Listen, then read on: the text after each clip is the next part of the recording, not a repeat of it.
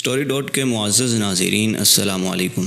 پیش خدمت ہے ایپیسوڈ نمبر 33۔ ایپیسوڈ کے آغاز میں ہیلنی پیترس کا شکار ہو جاتی ہے اور وہ بھاگتے بھاگتے ایک درخت کے ساتھ تیر کو توڑنے میں کامیاب ہو جاتی ہے، اور دوسری طرف جنگل کے ایک جگہ بیٹھ کر بامسی سیب کھا رہا ہوتا ہے۔ ہیلنی بھاگتی بھاگتی اس کے قریب پہنچتی ہے، اچانک اس کا پاؤں پھسلتا ہے، وہ گرتی گرتی بامسی کے پاس پہنچ جاتی ہے اور بامسی کو خوف زدہ نظروں سے دیکھنے لگتی ہے۔ بامسی اسے غور سے دیکھتا ہے اور کہیں کھو جاتا ہے، پھر بامسی اسے پکڑ کر اٹھا لیتا ہے۔ ہیلنی مسلسل اسے مارتے ہوئے کہہ رہی تھی کہ چھوڑو مجھے، چھوڑو مجھے، لیکن بامسی اس کے چہرے کو دیکھ کر مسکرا رہا تھا۔ اتنے میں دندار وہاں پہنچ جاتا ہے اور بامسی سے مخاطب ہو کر کہتا ہے کہ بامسی یہ کیا کر رہے ہو؟ دندار کو دیکھتے ہی بامسی ہیلینا کو چھوڑ دیتا ہے۔ دندار پوچھتا ہے یہ کون ہے؟ بامسی کہتا ہے کہ یہ اچانک آسمان سے گری ہے۔ دندار اس لڑکی کو دیکھ کر کہتا ہے کہ بامسی یہ تو زخمی ہے اور اس کو فوراً مہمان خانے لے جاؤ اور تو صاحب وہیں ہوں گے۔ پھر بامسی اسے اٹھا کر وہاں سے روانہ ہو جاتا ہے۔ پھر دوسری طرف ارطغرل اور اس کے ساتھی قلعے کے اندر داخل ہو جاتے ہیں۔ پیترس بھی چھپ کر ان کو دیکھ لیتا۔ پھر وہ گورنر کے دروازے پر پہنچتے ہیں تو سپاہی ان سے کہتا ہے صرف ارطغرل صاحب اندر جا سکتے ہیں اور ہتھیار میرے حوالے کر دیں۔ ارطغرل اپنا ہتھیار ترغت کو دے دیتا ہے اور حساب کتاب والا بیگ لے کر اندر داخل ہو جاتا ہے۔ اندر گورنر اور وسولیس وہاں موجود تھے۔ گورنر کہتا ہے کہ آپ نے یہاں آ کر ہمیں شرف بخشا ہے ارطغرل صاحب۔ ارطغرل کہتا ہے میں یہ جاننا چاہتا ہوں کہ آپ نے میرے بازار کے ساتھ تجارت کو کیوں روکا ہے؟ یہ سن کر وسولیس کہتا ہے تمہارا بازار؟ لگتا ہے تم بھول گئے ہو ارطغرل کہ یہ زمینیں ہماری ہیں۔ پھر ارطغرل کہتا ہے میں اچھی طرح جانتا ہوں کہ تم نے سلطان علاء الدین کو خراج تحسین پیش کر کے ان زمینوں پر قبضہ کیا ہے۔ گورنر کہتا ہے جیسے بھی ہو یہ زمینیں اب بھی میری حکومت میں شامل ہیں ارطغرل صاحب، اور بازار بھی اس میں شامل ہے۔ ارطغرل کہتا ہے کہ آپ لوگ اس صلیبی سمن سے تجارت کر رہے تھے جو آپ کا بدترین دشمن تھا، اور میں نے آپ کو اس سے چھٹکارا دلایا ہے۔ یہ وہ کتابیں ہیں جس میں سمن نے اپنا تجارت کا حساب کتاب رکھا ہوا تھا، اور اب بازار میری امانت ہے۔ گورنر کہتا ہے تم نے بازار میں گھس کر قبضہ کر لیا ہے اور اب یہاں آ کر مجھ سے حساب مانگ رہے ہو؟ ارطغرل کہتا ہے کہ میں یہاں اپنے تاجروں کا وعدہ پورا کرنے آیا ہوں۔ اگر آپ نے یہ رقم ادا نہ کی تو بہت سے لوگ متاثر ہوں گے، آپ کے لوگوں کو خوراک نہیں دی جائے گی اور وہ بھوکے مریں گے۔ اور دوسری طرف جاویدار قبیلے میں سب لوگ کھانا کھانے مصروف تھے۔ جاندار کہتا ہے آج میرے لیے بہت خوشائن دن ہے، ایک اس لحاظ سے کہ آپ ہمارے ہاں مہمان ہوئے ہیں، اور دوسرا اس لحاظ سے کہ بہت جلد میں دادا بننے والا ہوں۔ یہ سن کر سبھی خوش ہوتے ہیں۔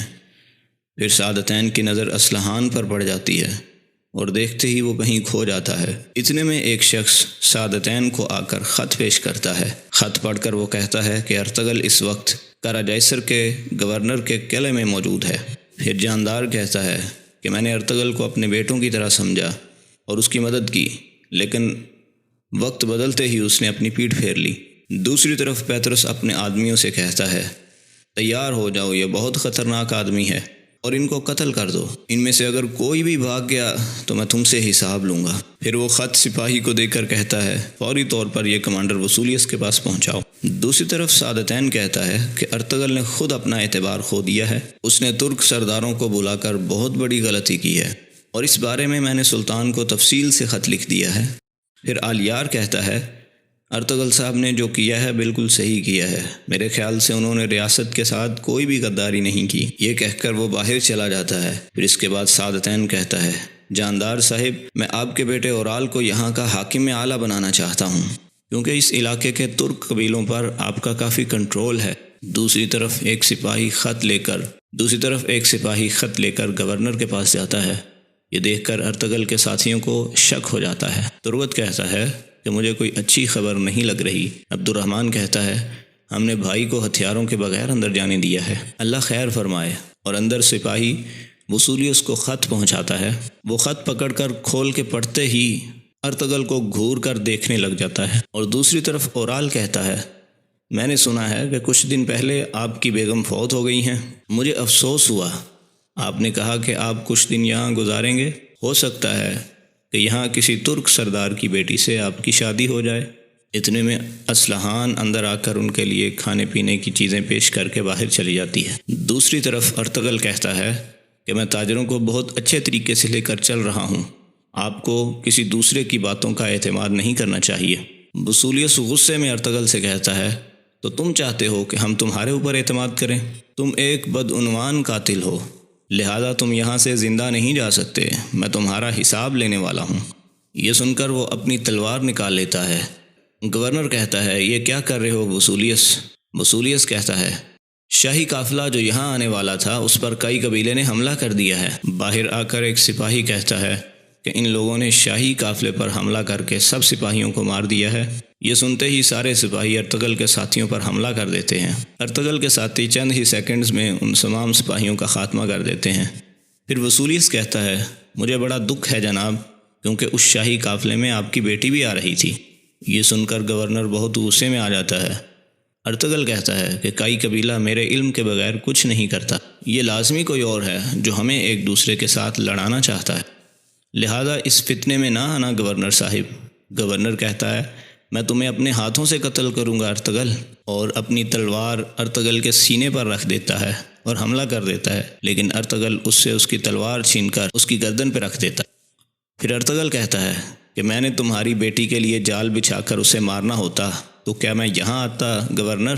لہذا ہوش میں آؤ، اس فتنے میں مت پڑو، ورنہ ایک جنگ شروع ہو جائے گی اور اس جنگ کے ذمہ دار بھی تم ہوگے، ہمیں مل کر یہ کام نپٹانا ہوگا۔ گورنر کے دروازے کے باہر کافی سارے سپاہی لڑنے کے لیے آ جاتے ہیں۔ اندر وصولیس کہتا ہے کہ چھوڑ دو گورنر کو۔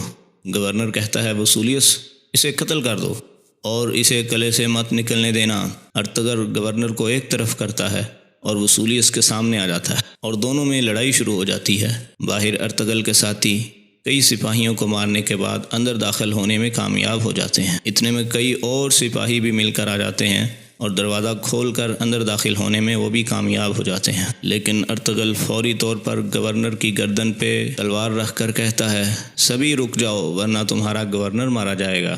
یہ سنتے ہی سبھی رک جاتے ہیں۔ پھر وصولیس کہتا ہے کہ تم یہاں سے صرف مردہ حالت میں باہر جاؤ گے ارطغرل۔ یہ سن کر ارطغرل کہتا ہے یوں محسوس ہوتا ہے کہ پھر ہم میں سے کوئی بھی زندہ نہیں بچے گا۔ پھر ارطغرل گورنر سے پوچھتا ہے کیا انہیں تمہاری بیٹی کی لاش ملی ہے؟ اتنے میں ایک سپاہی اندر آ کر کچھ تیر دیتا ہے۔ وصولیس تیر پکڑ کے کہتا ہے یہ کائی قبیلے کے تیر ہیں اور یہ ان کے حملے کا ثبوت ہے۔ ارطغرل کہتا ہے جس نے یہ حملہ کیا ہے یہ تیر بھی اسی نے بنائے ہیں، کائی قبیلے کا تیر کسی معصوم لڑکی پر نہیں چلتا۔ پھر ارطغرل گورنر سے کہتا ہے یہ میرے آخری الفاظ ہیں، تو میرے سپاہیوں کو جانے دو، وہ جا کر تمہاری بیٹی کو تلاش کر کے لائیں گے، اور اس دوران میں یہیں رکوں گا۔ یہ اس بات کا ثبوت ہے کہ میں اپنے سپاہیوں پر کتنا اعتماد کرتا ہوں۔ یہ سن کر وصولیس دوبارہ ارطغرل پر حملے کی کوشش کرتا ہے۔ ارطغرل کہتا ہے اگر ایک قدم بھی تم نے آگے بڑھایا تو گورنر مارا جائے گا۔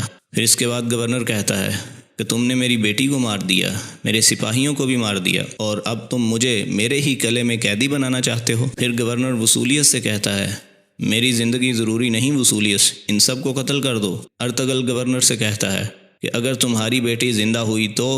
یہ سنتے ہی سبھی لوگ رک جاتے ہیں۔ پھر ارطغرل گورنر سے کہتا ہے اگر تم نے ایسا کیا تو پھر جنگ چھڑ جائے گی، بہت سے معصوم لوگوں کی جانیں چلی جائیں گی، اور تاریخ تمہیں ایک ظالم انسان کے لفظ میں یاد کرے گی۔ گورنر کہتا ہے کہ تمہارے پاس کل تک کا وقت ہے ارطغرل، میری بیٹی کو تلاش کرنا، ورنہ میں اور تم اکٹھے مریں گے۔ پھر ارطغرل ترغت سے کہتا ہے کہ تم جا کر اس دھوکے باز کو تلاش کرو جس نے یہ سب کیا ہے۔ پھر گورنر کا اشارہ پا کر سارے سپاہی باہر نکل جاتے ہیں۔ پھر ارطغرل گورنر سے کہتا ہے دروازہ اچھی طرح بند کر دو، اور اونچی آواز سے کہتا ہے اگر کوئی اندر آیا تو تمہارا گورنر مارا جائے گا۔ دوسری طرف بامسی گورنر کی بیٹی کو اٹھا کر ہانلی بازار کے مہمان خانے میں پہنچ جاتا ہے اور حکیم کو مدد کے لیے پکارنے لگتا ہے۔ اتنے میں درویش اسحاق اس کے پاس آ کر پہنچتا ہے۔ یہ عورت کون ہے؟ بامسی بتاتے ہوئے کہتا ہے کہ یہ مجھے جنگل سے زخمی حالت میں ملی ہے۔ باتوہان چھپ کر یہ سارا منظر دیکھنے لگتا ہے۔ اسحاق اس کے ہار کو دیکھ کر کہتا ہے کہ بھائی اس کا نام ہیلینا ہے۔